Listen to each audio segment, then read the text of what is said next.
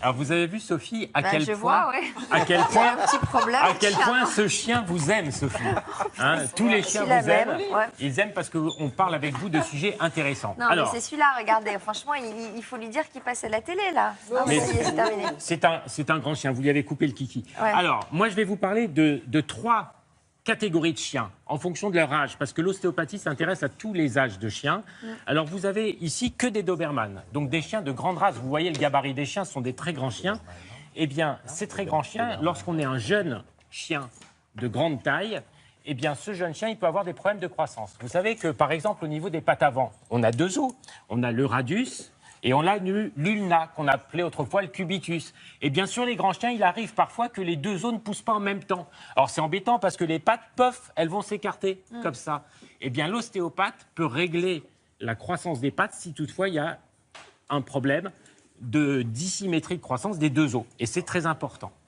Alors, grâce à ça, ce petit chien, il va pouvoir avoir une croissance harmonieuse et atteindre le gabarit adulte tout à fait de façon satisfaisante. Qu'est-ce que c'est comme chien? Ce sont des Doberman. Ah oui, carrément. Des Doberman, donc des chiens de Et alors, grande ce race. petit chien, à quel Alors, âge? cette petite chienne, elle a 7 mois. Donc elle est jeune, hein, elle est encore en pleine croissance parce qu'elle va grandir encore au moins l'équivalent, au moins encore 7 mois. Ils sont beaux. Alors, ce chien-là, lui, vous voyez, il est tout fou. Regardez, il est tonique, il voulait vous séduire.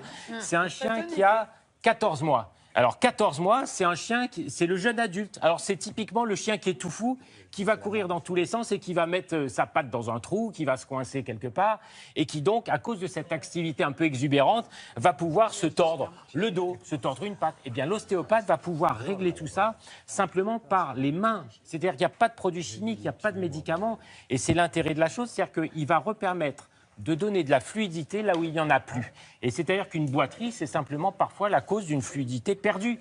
Et l'ostéopathe est vétérinaire? Alors, pas forcément. Il y a les études d'ostéopathes qui peuvent être suivies par des vétérinaires et par des non-vétérinaires. Dans notre reportage, Amélie a fait 5 ans d'études pour être ostéopathe. 5 ans d'études, c'est pas rien, parce qu'il faut connaître par cœur toute l'anatomie des animaux et cette fameuse circulation. Et ça peut être un ostéopathe pour humains qui s'occupe des animaux? Alors, autrefois, avant les années 80, oui, puisqu'il n'y en avait pas. Et à partir des années 80, le docteur Gignot s'est intéressé à l'ostéopathie pour lui-même, pour son propre corps, et il s'est dit, on va l'appliquer aussi aux chevaux, et c'est comme ça que ça a commencé en France.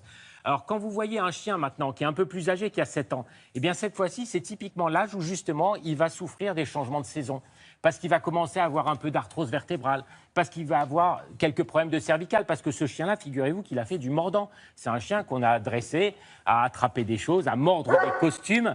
Et il me dit que le temps est fini, là, le chien d'à côté. À mordre des costumes? À mordre un costume. Vous savez, le mordant, on enfile un costume spécial et on lance le chien à l'attaque de ce costume, comme si on lançait un assaillant.